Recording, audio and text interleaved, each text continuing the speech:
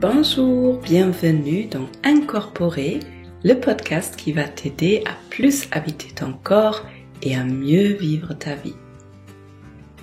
Je m'appelle Olivia Chival et même si dans mon quotidien je suis médecin, ici il ne s'agit pas d'une thérapie, il ne s'agit pas de conseils médicaux à suivre absolument, il s'agit d'un espace, d'un endroit où je mets au centre le corps et où j'ai envie de te partager des ressources, des informations et de l'inspiration pour enrichir ta vie, pour créer une connexion entre ton mental et ton corps, ou pour renforcer, pour nourrir cette connexion,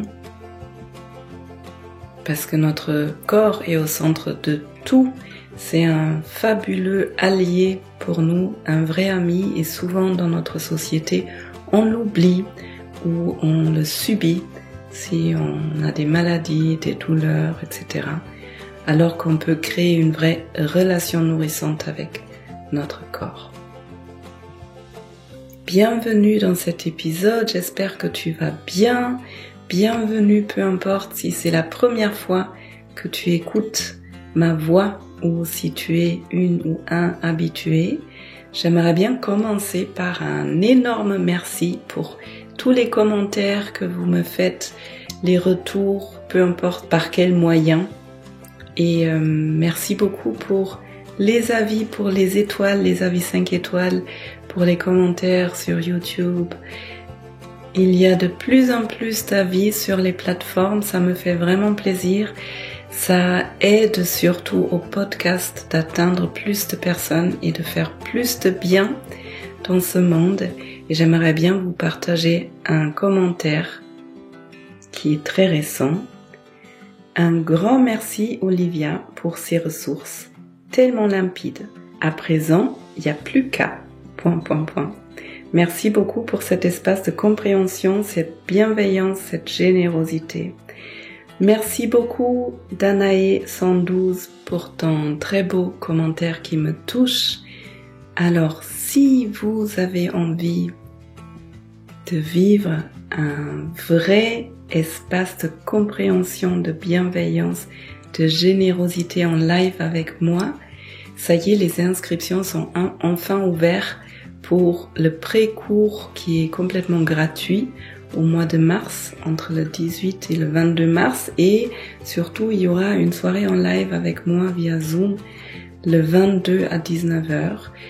Donc si ça vous intéresse, vous pouvez vous y inscrire, même si vous voulez uniquement participer à la soirée, et même si vous pouvez pas participer en live, si vous vous inscrivez au pré-cours, vous pouvez recevoir un enregistrement. Donc les infos sont sur le site de ma sécurité intérieure et le lien il est en dessous de cette vidéo. Et maintenant, je vais vous parler de cet épisode qui est un épisode avec une interviewée et je suis encore super inspirée par notre échange. Mon invitée aujourd'hui était Sandrine Larive qui est hypno-coach, qui a travaillé pendant 15 ans en entreprise, qui s'est rendu compte à un moment donné que son cerveau ne fonctionnait pas tout à fait comme le cerveau de plein d'autres personnes et qui est allée à la recherche de ressources pour elle-même et maintenant elle en a fait son propre métier et j'ai l'impression qu'elle le fait très très bien. Donc son thème c'est les douances, c'est les atypies, les neuroatypies plutôt, vous savez tout ce qui est haut potentiel, hypersensibilité, TDAH, les troubles du spectre de l'autisme, les troubles 10, les troubles d'apprentissage. Et c'était un échange tellement riche et en même temps joyeux, on a passé beaucoup de temps à rire.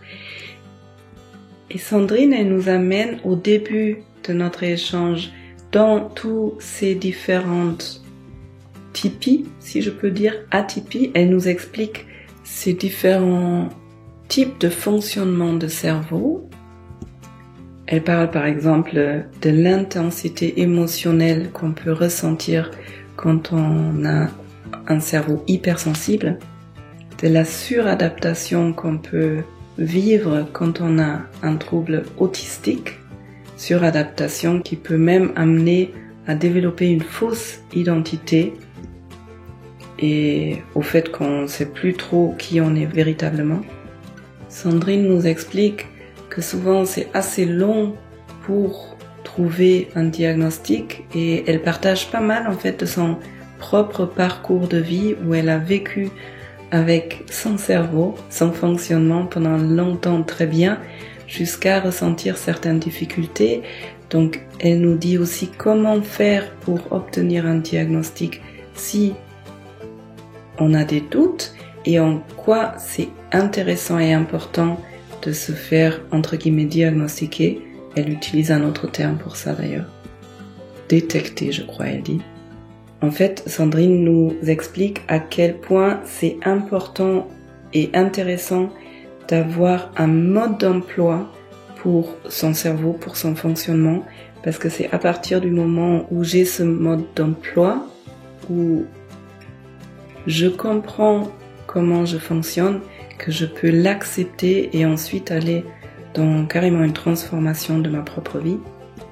On va échanger autour de la dimension de la société, comment le contexte dans lequel on vit peut avoir une influence sur comment je vis ce, entre guillemets, trouble.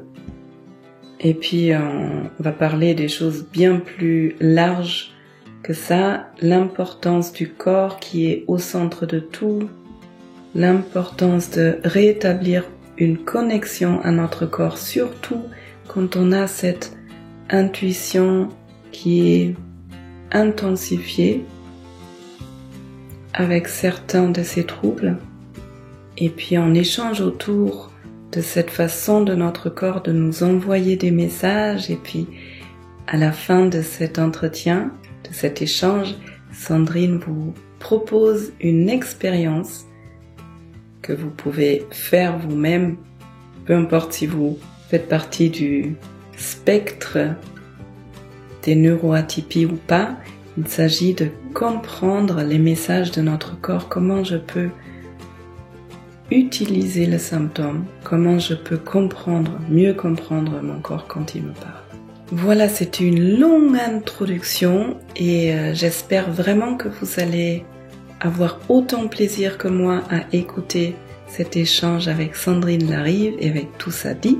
C'est parti pour l'épisode.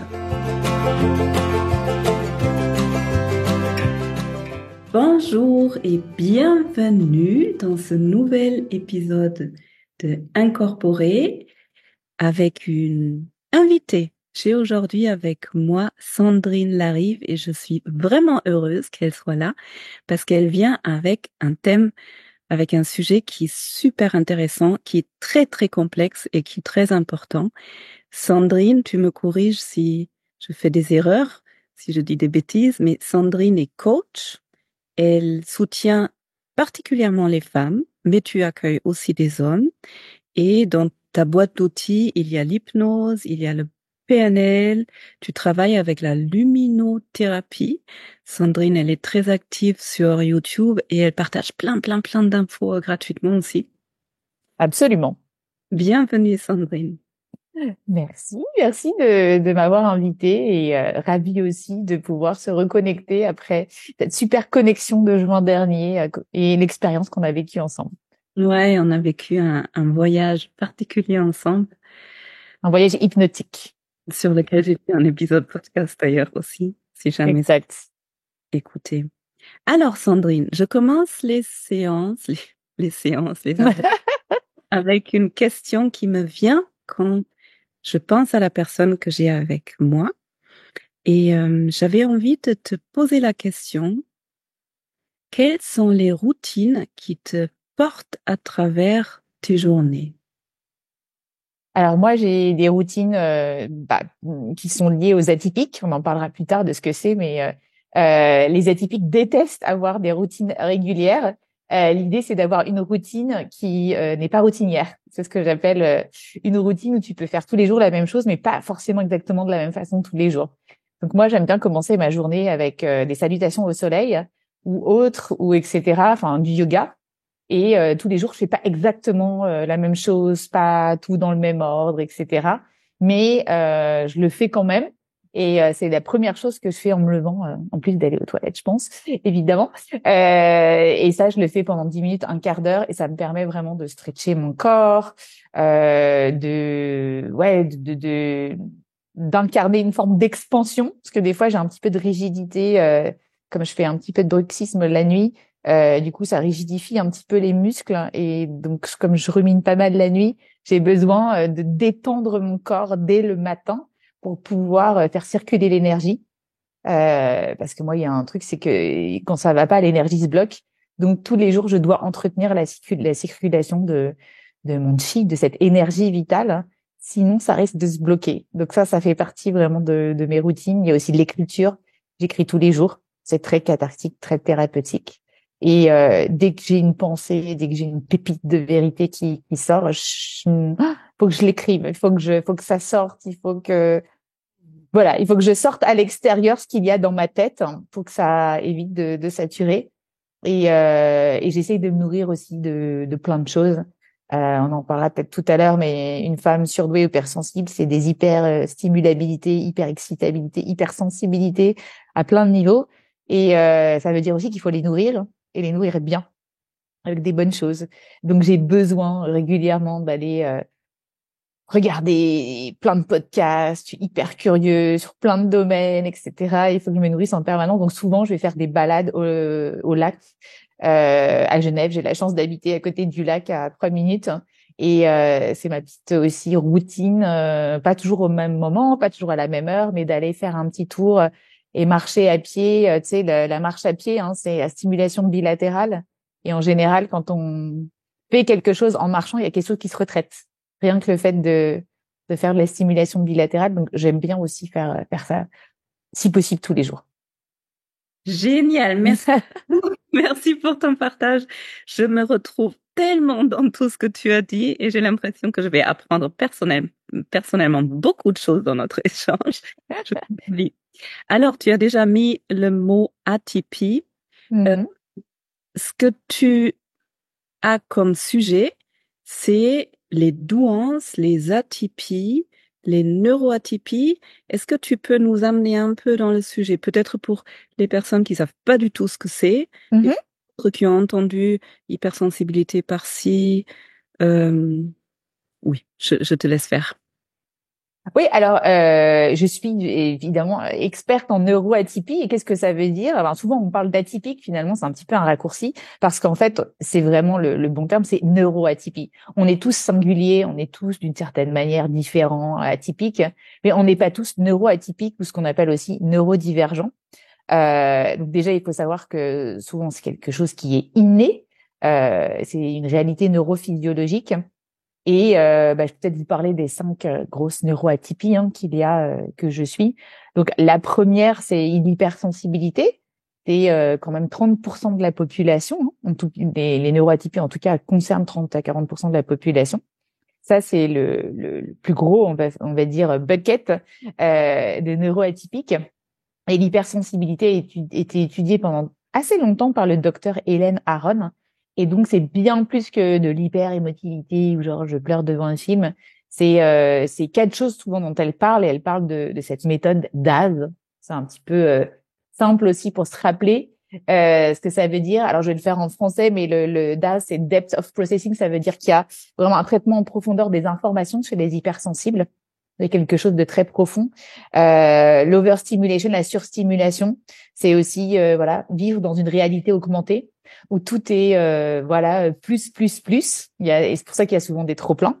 Le E, c'est pour emotionally responsive and empathy, c'est-à-dire une réceptivité émotionnelle et empathique. Pas que j'oublie aussi le empathique, donc beaucoup d'empathie qui fait que parfois on peut s'approprier aussi les problèmes des autres, et ça c'est pas toujours évident. Et puis le S à la fin, c'est sensitive to subtle stimuli, ça veut dire sensibilité aux stimuli subtils. Moi, par exemple, là, ce pull, son histoire, c'est que l'année dernière, je voulais racheter des pulls où j'ai dû faire 50 boutiques parce qu'à chaque fois, il y avait de la laine à l'intérieur. Et moi, je ne supporte pas la laine. La laine me gratte depuis l'enfance. à mort. Et ça, c'est même pas possible que j'ai le contact de la laine sur la peau. D'ailleurs, aujourd'hui, voilà, donc il y a pas beaucoup de choses en laine chez moi. Et donc, c'est aussi ça, les hyperesthésies aussi des hypersensibles. C'est une hypersensibilité à tous les niveaux. Donc, empathique, sensoriel, émotionnel, etc. Voilà. Après, il y a les hauts potentiels. Le haut potentiel, ou douance, ou zèbre, ou les personnes qui sont précoces ou autres. Il y a des milliards de mots qui veulent dire la même chose. On parle aussi de philo-cognitif. Enfin, il y a plein de bouquins sur le sujet. Mais qu'est-ce que ça veut dire aussi d'un point de vue scientifique? Je pensais que c'était intéressant de bien le rappeler. Au niveau scientifique, c'est une gaine de myéline plus épaisse. Donc ça, c'est déjà au niveau de la quantité. Mais c'est aussi des connexions neuronales plus rapides, donc qui font qu'il y a un traitement des informations plus rapide. C'est aussi une plus grande activation des régions préfrontales et pariétales postérieures du cerveau. Et c'est aussi, c'est ça qui est intéressant, une plus grande connectivité fonctionnelle et anatomique entre les deux hémisphères du cerveau gauche et cerveau droit. Donc en plus, quand on dit il y a des cerveaux gauches et des cerveaux droits, c'est un mythe neuroscientifique, enfin neuro complètement faux. Il n'y a pas des gens il y a que le cerveau droit ou le cerveau gauche qui marche. Non, il y a évidemment une connectivité tout le temps entre les deux, mais chez les hauts potentiels, c'est encore plus fort. Ça Donc veut ça, dire c'est chez le haut potentiel, chez la personne qui a un haut potentiel, le cerveau, il est carrément oh là là, neurophysiologiquement morphologiquement différent différent. et on peut le mesurer avec un IRM. Ouais, donc on peut le voir On et peut ça le voir. fonctionne apparemment beaucoup plus vite et beaucoup plus dans tous les sens. C'est beaucoup plus connecté, c'est ça? Ouais. C'est pour ça qu'il y a ces fameuses 5 hyperexcitabilités dont parle le psychiatre Dabrowski. C'est souvent ça que je regarde aussi dans mes bilans de douance qualitatifs. C'est au niveau, bon, évidemment intellectuel, hein. On sait aussi qu'il y a, voilà, pour mesurer, en fait, aujourd'hui, tout ce qui est au potentiel, le test officiel, c'est le test VICE-4, qui est un test psychométrique. Et du coup, il y a le côté intellectuel, évidemment. Mais ce que je mesure aussi dans le bilan de douance, c'est tout ce qui est aussi émotionnel, tout ce qui est imaginatif, psychomoteur. Toi, tu parles aussi beaucoup du corps et sensoriel. Et en fait, c'est toujours pour les personnes à haut potentiel essayer de trouver un curseur de leur intensité, parce que comme tu l'as vu scientifiquement, ça peut amener à avoir un traitement plus rapide de l'information, d'être plus vite submergé. Donc c'est ça aussi qu'il faut aider chez ces personnes, c'est vraiment aussi développer une intelligence émotionnelle, des curseurs d'intensité à poser pour pouvoir vivre, en fait, c'est trop, c'est pas assez, c'est toujours ce qu'on dit sur ces personnes. Elle est trop ci, elle est trop ça. Mais c'est lié à ça, en fait. Ok. Et du coup, j'ai l'impression de voir des similitudes entre l'hypersensibilité et le haut potentiel. Oui, il y a des similitudes parce qu'il y a beaucoup de hauts potentiels qui ont une sensibilité exacerbée. Ouais. Et en revanche, toutes les hypersensibles ne sont pas hauts potentiels. Donc, chez le haut potentiel, en plus, ça va vite, mais les deux sont très sensibles dans le bon sens, ressentent beaucoup les choses à l'extérieur chez les autres. Ouais. Et puis il y a aussi ce qu'on appelle la susceptibilité différentielle, c'est-à-dire que la sensibilité avantageuse, c'est que on ressent aussi beaucoup, et des fois ça peut être un peu submergent, mais on ressent aussi beaucoup les belles choses. Ouais. Les hypersensibles sont amoureux du beau, du bon, de la beauté en général, parce que quand on vit une joie, c'est pas juste une joie, c'est une euphorie, une extase, voilà, c'est le vocabulaire que j'entends souvent chez les hypersensibles. Tout est démultiplié, non seulement dans le mauvais sens, mais dans le bon sens. C'est les deux, ouais. Mhm. Le bon, ils le reçoivent vraiment et ressentent, mais en même temps, il y a aussi cette hypersensibilité où on est vite envahi, bouleversé. Ouais. Oui, parce qu'on capte très vite tout ce qui se passe à l'extérieur, qu'on capte très vite, voilà, quand il y a quelqu'un qui va pas dans la pièce, quelqu'un qui souffre, etc. Donc c'est toujours l'histoire de oui, j'ai de l'empathie, mais comment aussi j'évite de tomber tout le temps dans la sympathie. Ça, c'est Mhm. la différence entre empathie et sympathie. Je ne suis pas obligée d'aider tout le monde, ce qui évite de tomber aussi dans le fameux syndrome du sauveur ou de la sauveuse, qui est un des problèmes que je rencontre souvent chez mes clientes. Ok, Mhm. super. Merci déjà pour les deux. Il y en a Ouais. d'autres. Mais donc, qui dit aussi hyper-excitabilité, dit non seulement on peut tomber en carence sur ces 5 points dont je parle, Carence intellectuelle, souvent, c'est le cas de femmes surdouées qui ne s'assument pas surdouées, même si elles ont passé des tests, même si elles ont passé le bilan de douance avec moi. Il y en a encore qui mettent du temps à intégrer cette information parce que elles ne se sont jamais senties intelligentes et on leur a dit plusieurs fois. Donc, c'est très difficile d'accepter une nouvelle identité et des fois, elles mettent cette information sous le tapis, elles y reviennent et puis ça s'intègre et puis, mais ça prend du temps. Donc, il peut y avoir vraiment ces carences intellectuelles et du coup, l'important, c'est pour ces femmes de se renourrir, Ouais. de retrouver une bonne Intellectuel, nutrition intellectuelle. tu veux dire que ces personnes-là négligent la nourriture intellectuelle, les formations, etc. Et du coup, ça leur fait pas du bien. Et elles ont besoin d'aller chercher des nouvelles Absolument. informations tout le temps. Ouais. Comme le psychomoteur, ces personnes sont souvent très intenses, ont besoin souvent d'activités physiques pour décharger le mental. Ce sont souvent ce que j'appelle des overthinkeuses, qui sont très très très dans le mental. Souvent, quand on capte beaucoup d'informations, on est souvent plus lucide de ce qui se passe autour de nous. Et quand on est plus lucide, eh bien, du coup, on peut se faire plein de scénarios, plein d'interprétations sur ce qui se passe en face de nous. Moi, j'ai des championnes du scénario à la Mormolneux. Et c'est ça aussi ce qui est intéressant, c'est voilà au niveau psychomoteur de trouver un moyen de décharger en fait ce trop plein d'informations par le corps. Ouais. Super. Ok, donc numéro 1, numéro 2, et après, il y en a encore, c'est ça? Oui, alors après, il y en a. Il y en a encore. Alors après, il y a tout ce qui est troubles neurodéveloppementaux.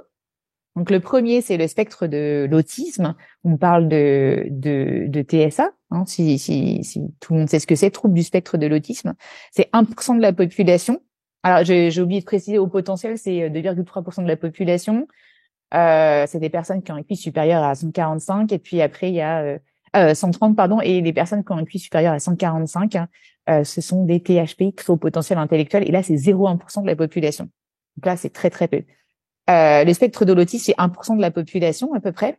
Donc là, il y a une variété de couleurs dans le spectre de l'autisme. Il y a l'autisme de haut niveau, de bas niveau. On parle aussi pour le haut niveau d'autisme Asperger. Et là, souvent, comme trait principal chez les femmes autistes Asperger, c'est cette idée de camouflage. Les hauts potentiels développent souvent un faux self, une très forte suradaptation. Mais là, le faux self chez les autistes Asperger, il est super fort. Il est très très fort et on parle même de masking ou de camouflage. Attends, tu Ouais. peux juste redire un peu plus les deux faux self, celui de l'Asperger et celui du haut potentiel? Alors, c'est une histoire de curseur, pareil. C'est-à-dire que quand on se suradapte, on développe une fausse identité, une identité, si tu veux, d'apparat en face des autres, quelque chose qui fait qu'au bout d'un moment, on n'est même plus soi-même, si c'est très fort. Ouais, je dis qui je suis et je m'adapte toujours à la personne avec qui je suis. Ouais, mais du coup, je finis par développer une identité qui n'est plus la mienne. Et si je me plaque à ça, eh bien, du coup, je me perds. Et c'est souvent ces femmes viennent me consulter quand elles me disent, je ne sais plus qui je suis à force de me suradapter. Et donc, l'autiste Asperger, il est vraiment dans le mimétisme. Il arrive à vivre en société parce qu'il copie les codes des personnes en face. C'est très fatigant. Mais du coup, là, c'est pareil. C'est un masking, on appelle ça aussi un masking. C'est je masque qui je suis. Je ne fais que copier les codes des personnes en face de moi. Et du coup, je ne sais même plus qui je suis non plus. Et je Et me camoufle dans tous les endroits où je vais. les deux font ça, l'Asperger et le haut potentiel. Oui, sauf que le Asperger, c'est plus fort. Ok, waouh. Mhm. Donc ça, c'est pour le spectre de l'autisme. Après, il y a ce qu'on appelle TDAH, donc trouble de l'attention avec ou sans hyperactivité. Là, c'est 5 à 8% de la population. Souvent, les femmes passent un petit peu aussi sous le radar parce que on a fait beaucoup d'études plus sur les hommes et puis sur tout ce qui était plutôt tendance hyperactivité, alors que les femmes sont plutôt dans des problèmes d'attention en termes de dominante. Et qu'est-ce qu'on peut dire de plus? Bon, voilà, en tout cas, on va pas rentrer dans les détails. Après, on a tout ce qui est trouble 10.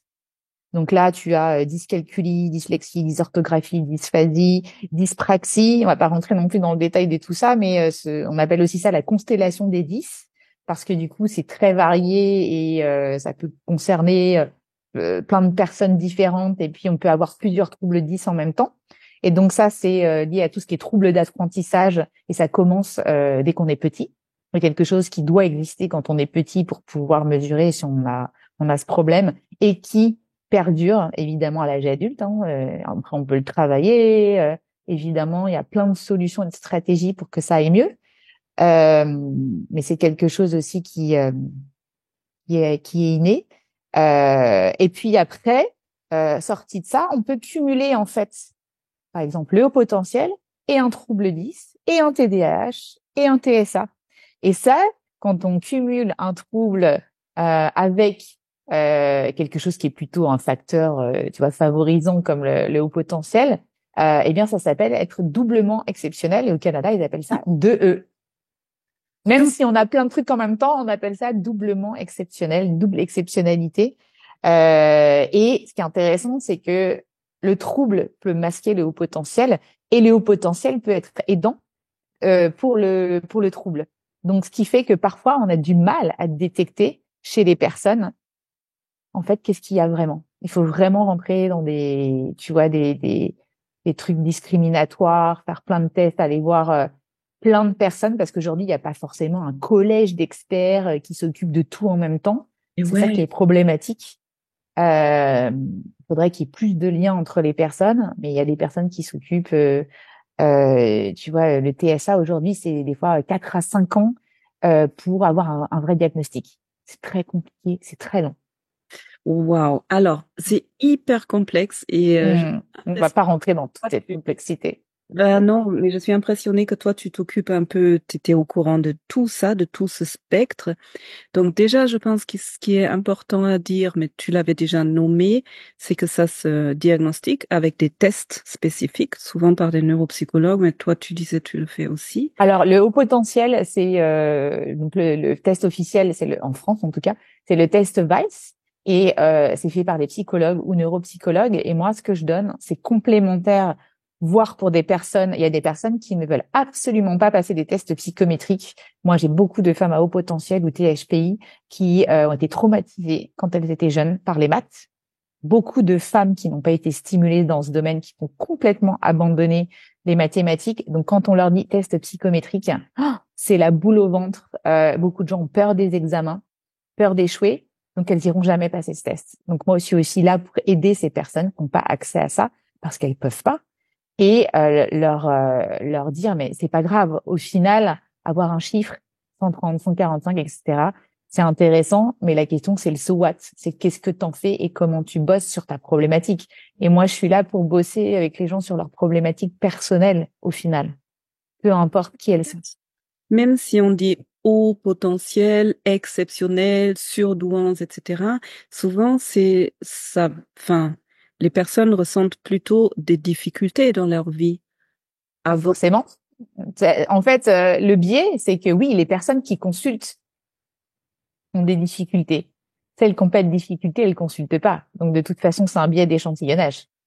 Ok. Forcément, nous, on reçoit les gens qui vont pas bien, mais faire des conclusions généralistes là-dessus, c'est complètement erroné. Moi, pendant, je sais pas, 40 ans, j'ai jamais eu aucun souci avec ça.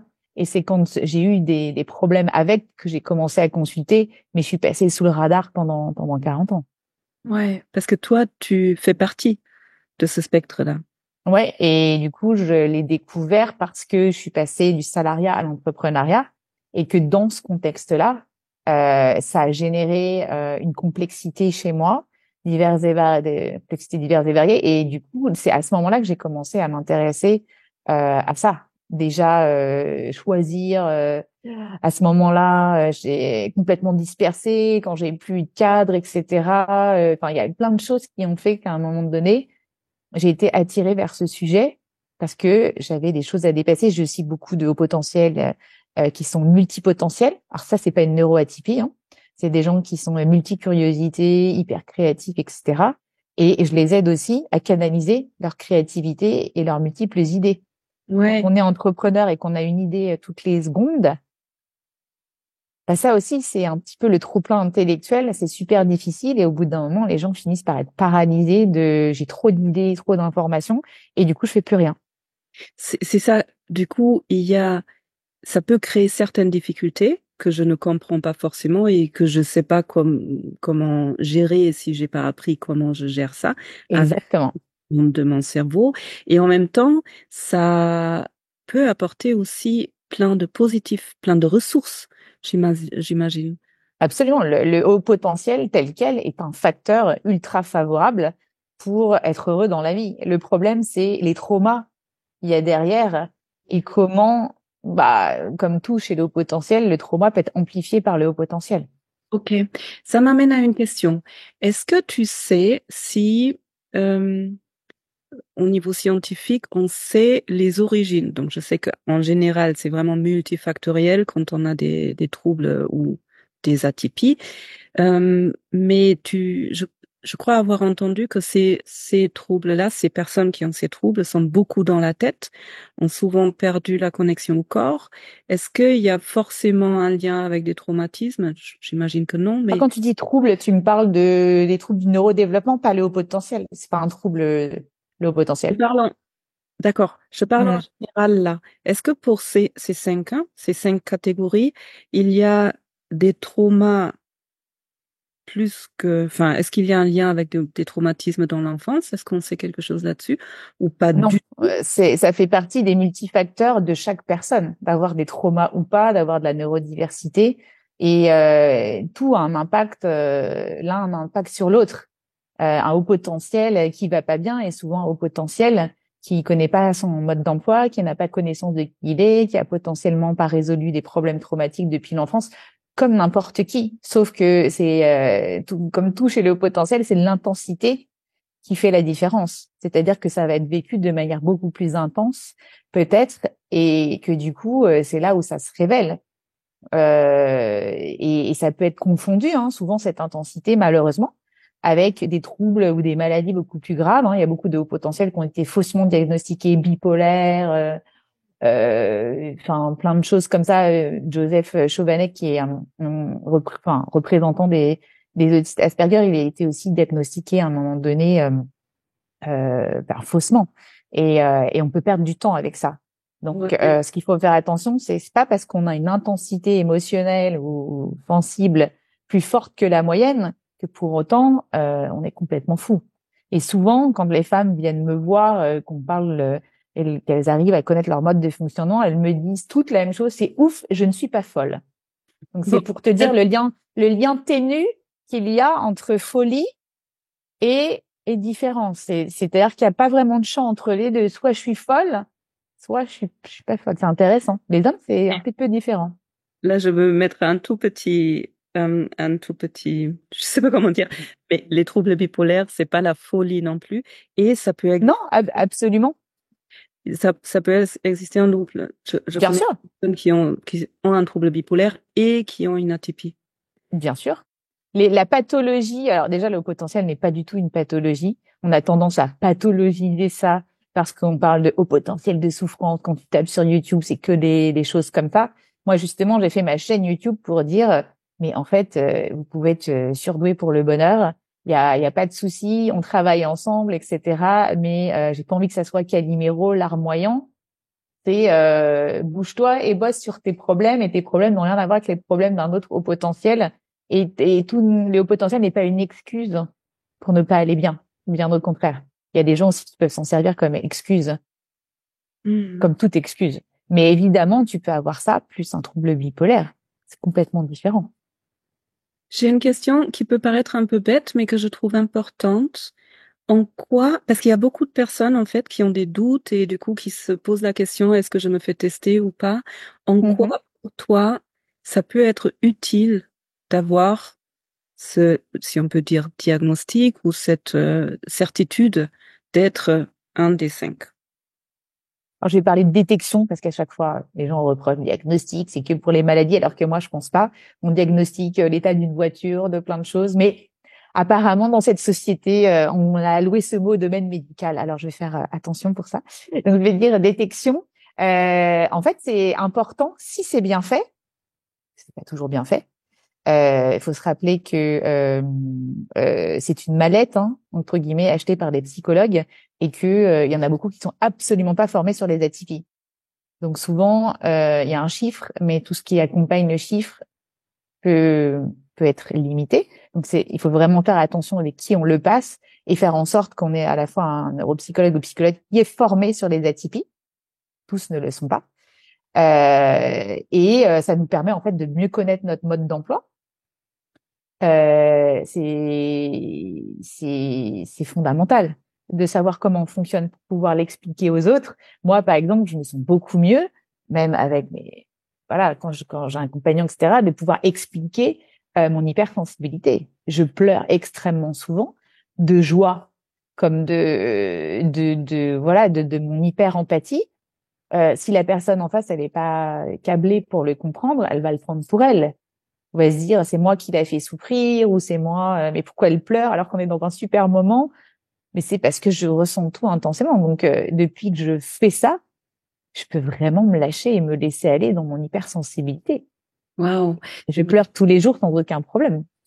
Là, j'entends aussi beaucoup de déculpabilisation, d'acceptation de soi-même, parce que souvent les personnes sont bullied, comment harcelées au lycée parce que un peu différentes. Absolument. Bon, il y a beaucoup de culpabilité et d'incompréhension pourquoi je me sens différente des autres. C'est ça? Oui, et surtout comprendre que c'est différent, mais pas supérieur ni arrogant. C'est-à-dire qu'avec tous ces mots de surdoué, surbidule, alors les femmes en plus sont plus sensibles à ça, elles ont horreur qu'on les associe à quelque chose de sûr, puisque de toute façon, en plus l'intelligence et le féminin, puisqu'ici dans notre société, j'ai jamais été trop lié. Hein, c'est les filles cachent leur intelligence et les hommes cachent leurs émotions. C'est un petit peu un raccourci, mais c'est un peu ce qui se passe quand même. Donc il y a cette acceptation.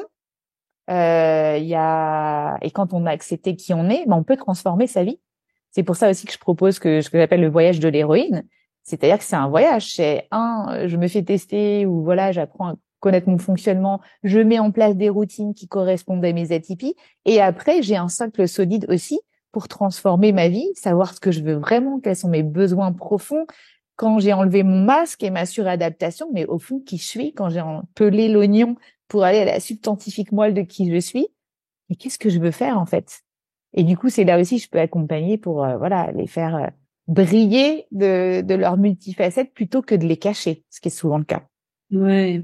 Oui, c'est ce que je dis souvent. À partir du moment où je sais comment je fonctionne, je peux aller chercher des ressources spécifiques. Et donc, Absolument. par exemple, si j'étais surdouée, je sais que je peux aller voir quelqu'un qui est spécialisé comme toi et tu vas m'aider à trouver des fonctionnements dans la vie qui me correspondent mieux. Comme tu disais tout à l'heure, super intéressant, les routines pour certaines personnes dont tu parles là. Oui, routine, mais pas toujours la Mais même. pas routinière. Et Ça- ça, il faut le savoir en fait, parce que sinon, Exactement. on va dans un truc et on se demande mais pourquoi ça marche pas? Tout le monde dit il faut faire des routines et moi je me sens pas bien avec. Et en fait, il suffit d'un tout petit truc de quelqu'un qui sait et hop, ça fonctionne pour moi. Absolument. Ok, alors quand même une question parce que toi tu t'es spécialisé sur les femmes dans tout, Mhm. si tu accompagnes Oui. aussi des hommes. Mhm. Apparemment, il y a des spécificités pour les deux hommes et femmes. Alors, c'est pas forcément tu vois, des spécificités, on va dire, qui sont liées à la douance elle-même, hein, parce que mais le principe, c'est que la douance, c'est pas quelque chose uniquement qui est théorique, ça se vit. Et quand je dis ça se vit, c'est qu'on vit dans une société, dans une culture, dans un environnement, tous différents, et que l'environnement dans la douance, c'est 30 à 50% d'impact dans le développement de la douance. Il y a ce qui est inné et génétique, mais il y a aussi comment ça se développe. Et ce qui se développe est influencé par l'extérieur. Et aujourd'hui, en tant que femme, je vais pas révéler une pépite de vérité aujourd'hui, mais on vit dans un monde ultra patriarcal. Hein. On sort quand même de millions d'années où les femmes ont été plutôt dévalorisées, rabaissées qu'autre chose, et on a engrammé ça en nous. Et aujourd'hui, j'ai des femmes qui ont adopté voilà aussi des comportements masculins, qui se sont ralliés à ça, etc., qui ont perdu aussi une image féminine. Enfin, il y a plein de choses. On vit dans un monde où il y a encore beaucoup de sexisme ordinaire. Enfin, Tous les mouvements #MeToo et autres, tout ce qui ressort en ce moment de toutes parts, c'est pas pour rien. Donc, il y a ce contexte de comment le féminin vit dans cette société qui impacte la douance. Donc, une femme surdouée ne vit pas de la même manière sa douance qu'un homme parce qu'on n'a pas les mêmes références sur l'intelligence et les émotions et on n'a pas les mêmes attentes pour une femme que pour un homme. Jusqu'ici, les femmes, on attendait qu'elles soient plutôt conciliantes, gentilles, sois gentil avec ton frère, fais ci, fais ça, fais pas trop de bruit, ne dérange pas. Et les garçons, c'est oh, il est hyperactif. Oh, mais oui, c'est pas grave, il est tout le temps comme ça, il y a pas de souci, c'est un garçon. Tu vois, il y a aussi ce que inconsciemment tous les biais qu'on a encore et de ce qu'on attend d'un petit garçon et d'une petite fille. Et donc si dans ma famille on n'a pas reconnu dès le début mon intelligence et que j'étais une petite fille intelligente et qu'on a mis tout sur plein d'autres attributs, je ne vais pas développer ça et je ne vais pas me dire que c'est bien. Ok. Donc, je pense que c'est le contexte dans lequel les femmes vivent la douance aujourd'hui qui fait que c'est différent. Et moi, sur ma chaîne, je parle de ce contexte beaucoup. Il y a des vidéos qui sont liées aussi à ce contexte. Et moi, j'ai été en entreprise, je suis entrepreneur maintenant, donc j'ai vu beaucoup, beaucoup de contextes. Je suis passée vraiment d'un monde à l'autre et je peux expliquer aujourd'hui aussi pourquoi en tant que femme, moi aussi, je l'ai vécu différemment. Ok. Ouais, donc tu soutiens vraiment dans cette interaction entre tel fonctionnement de cerveau dans telle société. Tu es vraiment spécialisé sur les conflits qu'il peut y avoir là, sur ce terrain-là, et tu apportes du soutien et des outils là-dedans. Super. Absolument. Ok. Encore une question. J'ai l'impression qu'on est qu'au début, mais j'ai encore tellement de questions. Les pensées et le corps. Tu disais dans notre échange avant que souvent ces personnes-là peuvent être beaucoup dans la pensée et que ça peut être intéressant de revenir, de leur apprendre à revenir dans le corps. Absolument. Souvent, bah, j'ai envie de dire le challenge, c'est de se reconnecter à son corps. C'est vraiment de redescendre dans le corps. Hein. C'est souvent quelque chose qui manque et quelque chose que je regarde dans le bilan de douance, c'est aussi comment la personne se fie à son intuition. Et intuition, l'étymologie, c'est porter un regard à l'intérieur. Intuition. Et souvent, ces femmes portent beaucoup d'attention sur l'extérieur, le regard des autres, ce qu'il faut faire, ce qu'il faudrait faire, qu'on pense qu'il faudrait faire, qu'il faudrait faire. Et en fait, elles sont hyper formatées par la société, alors qu'en fait, elles rentrent pas forcément dans des cases habituelles, mais que pour sortir des cases, il faut pouvoir s'affirmer et puis comprendre ce qui nous plaît, nos besoins profonds. Et c'est grâce à l'intuition qu'on arrive aussi à porter ce regard à l'intérieur. Donc, c'est pour ça que moi, depuis que je suis connectée à mon corps, je sais qu'il sait absolument tout et bien avant ma tête et mon cerveau. C'est-à-dire qu'à chaque fois que j'ai eu des problèmes dans la vie, il y a un truc qui s'est déréglé à ce niveau-là, bien avant que ça remonte à mon cerveau. Quand je suis passée du salariat à l'entrepreneuriat, pour te dire très simplement, dans ma tête, il y avait un dilemme. Je pars ou je reste. Quand on n'a que deux choix dans la vie, ça s'appelle un dilemme. Et donc, quand je pars ou je reste, j'ai commencé à développer un énorme torticolis puisque je pouvais plus regarder ni à gauche ni à droite puisque les directions ne me plaisaient pas. Et c'est grâce à l'hypnose, j'étais en formation d'hypnose à ce moment-là, que j'ai pu délier tout ça. Le dilemme s'est transformé en option, en possibilité. Et moi, je suis une femme de possibilités. Dans ma vie, je me rigidifie et je me tends. Il n'y a pas assez de possibilités parce que ça crée une énorme frustration chez moi. Donc, je sais que, et là, je l'ai encore fait aujourd'hui, quand ça va pas, je me dis, est-ce que tu as assez de possibilités? Et quand je développe un champ de possibilités, mon corps se décontracte. Après, il faut se connaître. Mais moi, je sais que je fonctionne beaucoup comme ça. D'ailleurs, c'est mon profil aussi en human design. J'utilise un petit peu cet outil aussi pour avec mes clientes. Mais mon profil, mon moteur, moi, ce sont les possibilités dans la vie. Ouais. Et tester, expérimenter des choses. Donc, et puis après, ce problème de torticolis s'est amplifié parce que j'ai perduré et je voulais pas partir. Je voulais pas faire.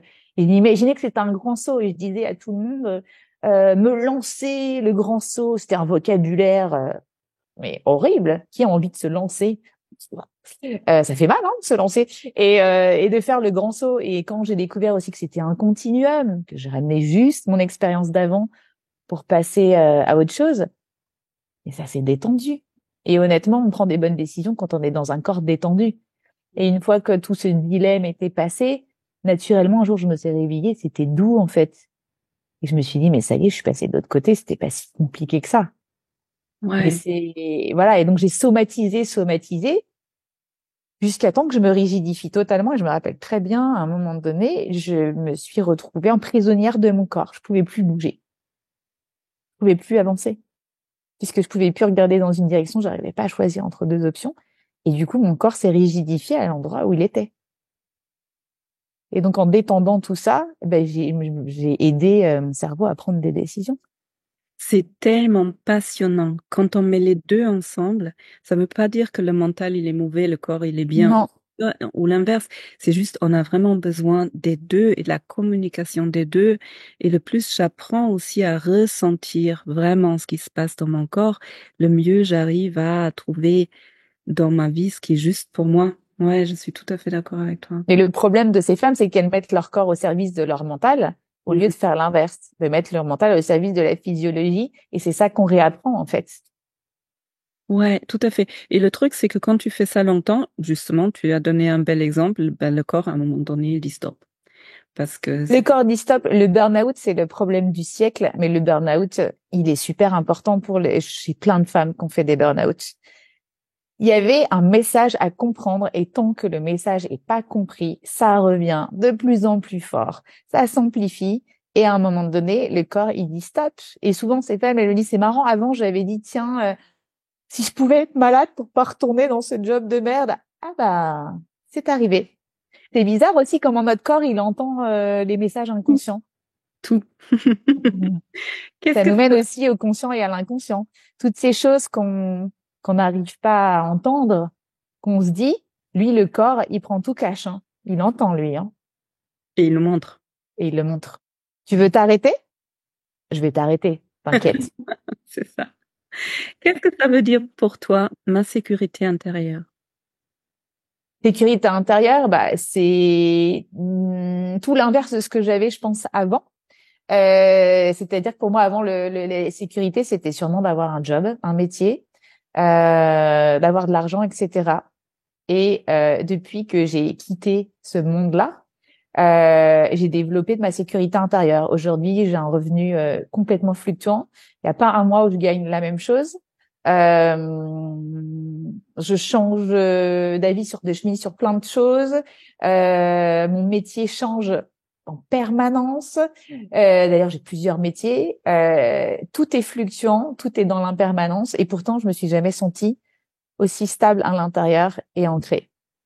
Parce que, en tout cas, c'était ça l'appel de ma vie, c'était de développer ma sécurité intérieure pour pouvoir bien vivre mon insécurité extérieure, enfin, insécurité, dans le sens, la variabilité extérieure. Et je pense qu'aujourd'hui, c'est une compétence du futur que je suis déjà en train d'acquérir parce que avec tout ce qui est changement climatique, tout ce qui est, je veux dire, ce monde va être de plus en plus variable et va varier très fort.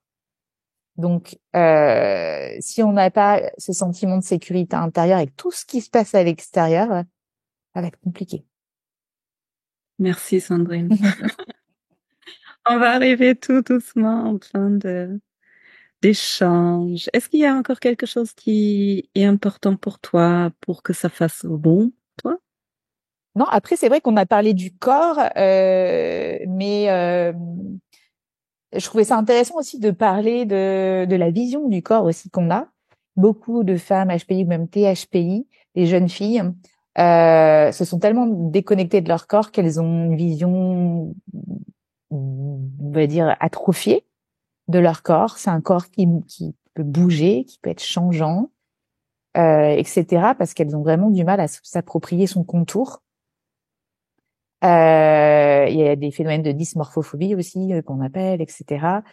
Chez les femmes autistes Asperger aussi, beaucoup d'entre elles en fait parce qu'il y a une forme de, on va dire, de naïveté. Elles ne comprennent pas tout ce qui est implicite. Elles ne comprennent que l'explicite. Et malheureusement, dans les codes de séduction, dans les codes du travail, ça leur pose beaucoup de problèmes parce qu'elles se font souvent embarquer dans des pièges, et notamment avec des hommes. Et 98% d'entre elles ont subi des violences, agressions sexuelles ou autres. Et beaucoup étaient obligés d'adopter une forme de dissociation par rapport au corps pour cumuler toutes ces agressions, parce que souvent, des fois, c'est un cumul. Ouais, dissociation, s'éloigner justement du corps, des sensations pour pouvoir Pour pas souffrir fonctionner, ouais. et pour continuer à vivre. Et ça, c'est un vrai problème. Et ça aussi, ça me tient à cœur d'aider ces femmes qui ont vécu aussi ces multiples agressions. Donc ça, c'était aussi quelque chose sur le corps que je voulais partager. Et je trouvais ça aussi intéressant de partager avec vous aussi. Bon, c'est quelque chose que je fais souvent avec mes clientes pour faire émerger de la conscience là où c'est très inconscient sur le corps. Et moi, je l'utilise souvent. D'ailleurs, l'autre fois, j'ai encore été rechercher quelque chose. J'étais là, c'est incroyable, tellement c'est juste. J'utilise, tu sais, tout ce qui est dictionnaire des malaises et des maladies, et souvent, je le lis à ma cliente. Elle a mal à un organe spécifique, avec tel problème, os ou muscle ou autre, et on ouvre le grand livre, le grand dictionnaire. Jacques Martel, par exemple, qui a aussi Lise Bourbeau qui parle d'Écoute ton corps, Michel Audou, dis-moi où tu as mal et je te dirai pourquoi. C'est l'idée de la maladie. Le mal dit quelque chose. Il y a toujours un message à comprendre. Le problème, c'est que on se dit j'ai ça. Mais à quel moment on écoute et on entend vraiment ce que ce truc-là a à nous dire? Donc moi, ce que j'essaie, c'est d'établir un lien d'intimité entre la personne et sa maladie ou son problème. Un dialogue même. Souvent, je leur fais faire des dialogues. Écris une lettre à ton problème, à ta maladie ou autre. Commence à écrire un dialogue, vois ce que tu lui dis, vois ce qu'elle te répond. Essaye de sentir la réponse dans ton bide, dans tes tripes. Et tout d'un coup, il y a quelque chose qui n'avait jamais été fait jusque-là. Ah ouais, et si elle était venue me dire quelque chose? Si ce truc-là, en fait, était arrivé pour que je comprenne quelque chose. Et souvent, c'est incroyable. Et donc, le dictionnaire fait le lien entre le corps et tout ce qui est émotionnel. Et à chaque fois que je lis ça à ses clientes, elles me disent, waouh, c'est exactement ça. C'est tellement juste. Et là, du coup, on peut commencer un travail super intéressant. Et moi, je m'en sers tous les jours. L'autre fois, j'ai eu des engelures pendant 15 jours. Il y avait une histoire de froideur sur une situation dans ma vie. Une froideur d'âme avec quelqu'un qui était insupportable pour moi. Et du coup, j'ai développé du froid jusque dans mes petites mains. Et depuis que j'ai débloqué cette froideur avec cette personne, le froid s'en est allé. Merci beaucoup pour ce partage. C'est la première fois on me parle dans ce podcast de ces dictionnaires. Le Martel, il m'accompagne depuis longtemps et c'est hyper fascinant parce que autant je trouve que c'est pas du tout scientifique. Quand on m'en a parlé Absolument. une fois, je me suis dit mais c'est quoi ce truc ésotérique? Pareil. Et pourtant, quand je lis, mais des fois il suffit de lire le truc et Et ça se débloque. il y a plus rien. Mais j'adore aussi. C'est ça, c'est que c'est pas scientifique et pourtant ça parle tellement à notre inconscient, et comme tu dis, et lui il sait, et comme par hasard au bout de 2 jours ça fait son chemin et ça se débloque. C'est hallucinant. Je l'ai vu chez moi, chez d'autres. Moi aussi, j'envoie des photos des pages à des amis et c'est impressionnant. Et j'adore ça. J'ai jamais fait. J'adore écrire des lettres à ma maladie et on pourrait aussi écrire les retours ou entendre ce que la maladie du coup veut entendre. Mais je crois que c'est ça que tu voulais dire. Oui, parce qu'au fond derrière il y a une lutte intestine, et quand je dis intestine, le mot est bien employé. Il y a dans le centre de nos émotions, notre deuxième cerveau, dans notre bide, il y a quelque chose qui lutte et qui fait que ça se transforme en une maladie, en quelque chose aussi. Alors évidemment que toutes les maladies ne sont pas liées à l'émotionnel. Il y a plein de trucs génétiques, etc. Mais il y a aussi beaucoup de choses dans notre monde qui sont liées à l'amplification avec les émotions. Et moi, j'accompagne des personnes ultra sensibles avec des connexions neuronales hyper voilà sensibles. Donc forcément, elles sont plus sujettes à des maladies auto-immunes ou par exemple, le corps se retourne contre nous au bout d'un moment. Ouais. Et tellement qu'on se sent tellement en prison, le corps finit par se retourner et s'attaquer lui-même. Tu m'as donné une bonne astuce. Je me suis fait une entorse du genou. Moi, je pars du principe que tout est psychosomatique, même si je suis d'accord avec toi, il y a des trucs qui sont génétiques, Oui, des trucs bien qui sûr, sont t'es docteur, apprendre. donc tu Mais sais. je vais peut-être interroger mon genou s'il veut me dire. Alors aujourd'hui, c'est la Saint-Valentin, on est le 14 février. Alors, tu sais, la Saint-Valentin, c'est le je et le nous. Ah oui, c'est Peut-être vrai. comment ça se passe au niveau de ta Saint-Valentin interne. Bien, merci beaucoup. Tout à l'heure, je vais m'asseoir Pour envoyer une petite mon lettre genou, d'amour à... une petite bougie et puis on va échanger. Alors, Sandrine. L'expérience, c'était ça que tu voulais partager avec, j'imagine, avec les personnes, de regarder un peu ces dictionnaires de temps en temps? Oui, ouais, parce que comme tu dis, c'est simple et moi, je sais que ça touche tout le monde. C'est facile d'accès. Il y a plein de gens qui me disent, mais j'ai même eu des détracteurs qui m'ont dit, mais comment tu peux être à la fois dans le scientifique et sortir des bullshit intégrales pareil? Et je suis là, mais en fait, je suis tout ça, effectivement, en même temps, et je l'assume à 100%. Et j'ai C'est pas bon. besoin qu'on me dise ce que j'ai à faire. Oui, je suis ça. Je peux être autant dans des trucs qui paraissent exotériques ou le human design, etc. Mais quand ça me parle et Eh ça ouais. parle à beaucoup de monde, je peux te dire. Et au final, tu sais quoi? Si ça aide des gens, pour moi, c'est ma mission, c'est de pouvoir trouver des possibilités, des choses qui parlent à des personnes, que ce soit scientifique ou pas. Finalement, j'ai envie de dire, est-ce que c'est vraiment un problème? Exactement. J'ai appris dans le yoga et je crois que je le dis souvent, ne croyez pas tout ce que je vous dis. Expérimentez. Faites votre expérience et puis vous faites votre propre réalité. Enfin, chaque personne de toute façon est différente, mais des fois, on expérimente des trucs, on est très, très étonné. J'ai- N'est-ce pas? Comme Oui, lors de d'autres voyages hypnotiques. oui, aussi, ouais. J'ai une question, une presque dernière question que je pose à Mhm. toutes les personnes qui viennent D'accord. me voir ici. Sandrine, si toi, l'adulte que tu es maintenant, tu regardes toute ta vie que tu as déjà passée depuis ta naissance, ton enfance, tous les moments très joyeux, très, où tu es très reconnaissante, toutes les difficultés, tous les moments où tu as dû traverser, ouais, des bons, des mauvais moments. Si tu regardes tout ça et tu voudrais partager trois apprentissages, trois sagesses, trois choses que toi t'as appris, ce serait quoi? Bon, alors, comme tu es spécialiste du corps quand même, je reviens dessus, mais pour moi, le corps, c'est tout. Le corps, c'est tout, et la question, c'est comment on trouve chacun notre propre voix pour écouter notre canal, comment on se branche sur la bonne onde radio pour pouvoir écouter ce qu'il a à nous dire et surtout prendre le temps de le faire. Je suis toujours étonnée au final quand on fait une séance d'hypnose ou autre, à quel point finalement les gens viennent acheter du temps. On est dans une société, on n'a plus le temps de rien faire, et quand on paye une séance, bizarrement, avec un certain prix, ben en fait on s'offre du temps qu'on n'aurait jamais pris pour parler d'un sujet comme ça pendant 1 heure ou 2. Donc c'est aussi comment tous les jours on trouve voilà un moyen, un canal pour parler et le temps nécessaire pour parler à son corps. Donc ça me semble important. Après, comme je te disais, moi je suis une femme de possibilités, d'expérimentation, etc. Donc j'ai toujours adopté un mindset de design thinker. Ma vie en études marketing était autour du design thinking. Quand je pense à comment je vois ma vie amoureuse, c'est du design thinking. On teste, on expérimente, on voilà.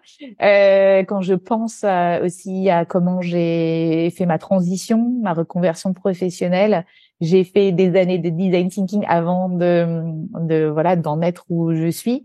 Je teste, j'expérimente, j'apprends, j'optimise. Et ce qui fait qu'aujourd'hui, en fait, avoir un mindset comme ça, c'est ne plus échouer.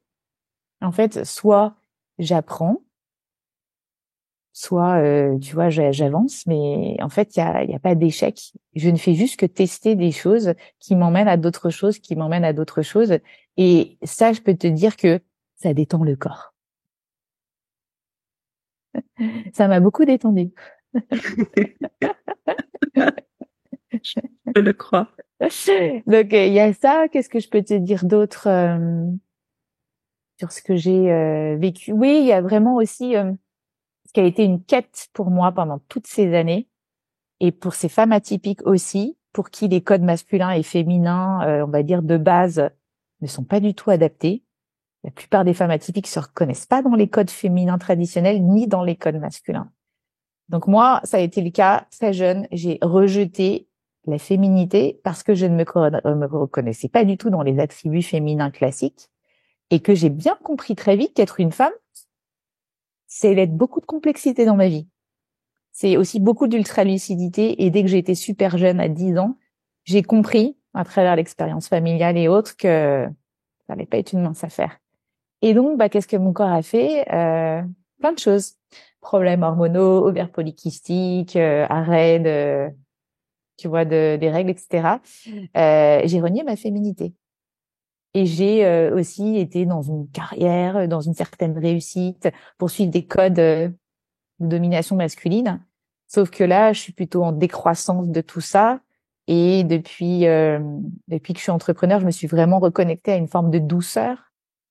Ce mot douceur, avant, je ne l'aurais jamais envisagé. Moi, douce? Mais vous rigolez ou quoi? Aujourd'hui, je l'accueille. Justement, moi, je vais faire une interview sur ma chaîne bientôt sur oser la vulnérabilité. Je trouve ça tellement beau. C'est la plus grande puissance que j'ai acquise dans ma vie, c'est de me montrer vulnérable et d'être 100% moi-même dans cette vulnérabilité. Et j'ai digressé, c'est ça, les cerveaux. Voilà, je suis partie ailleurs et je ne sais plus par quoi j'ai commencé. Arborescence ultime. Bien nommé trois sagesses.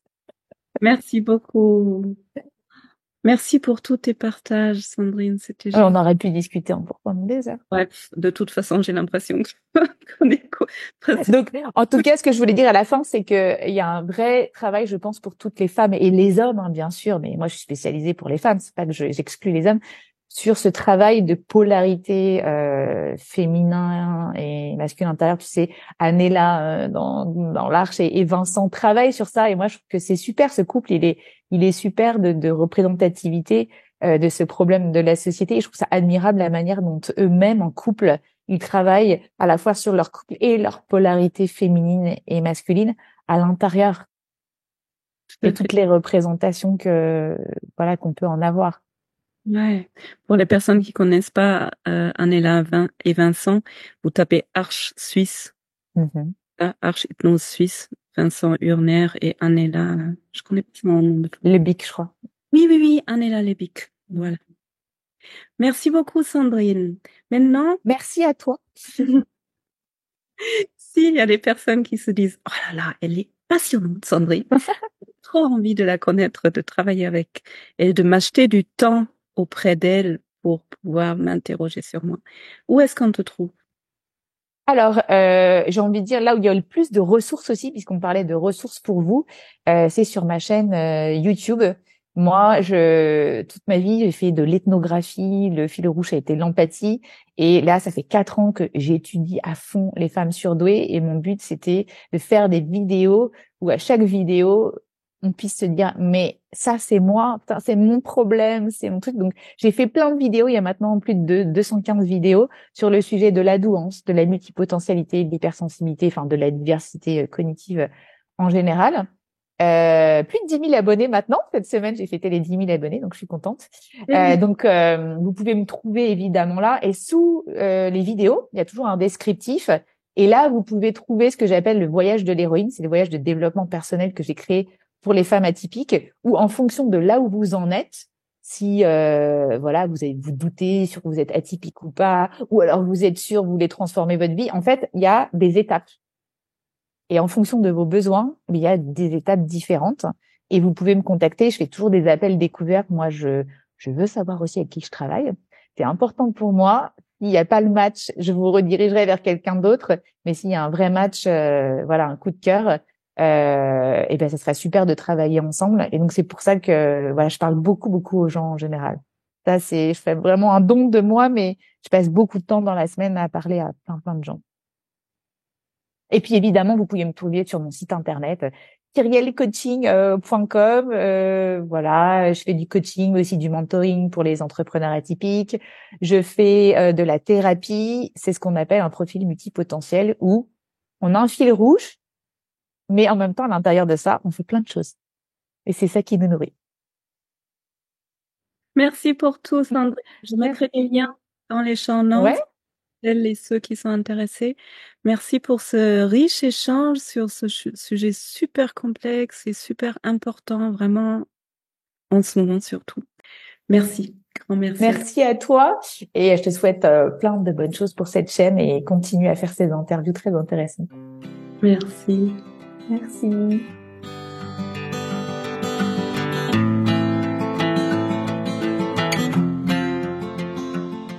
Bienvenue après cette interview avec Sandrine. J'espère que cet épisode t'a parlé, t'a peut-être aidé à mieux te comprendre ou peut-être mieux comprendre quelqu'un dans ton entourage. Ça peut toujours aider aussi. Si tu as été inspiré par Sandrine, va la voir sur la chaîne YouTube qu'elle a créée et qui est vraiment remplie d'informations et d'amour. Laisse-lui des commentaires, abonne sa chaîne ou bien contacte-la directement si tu as envie.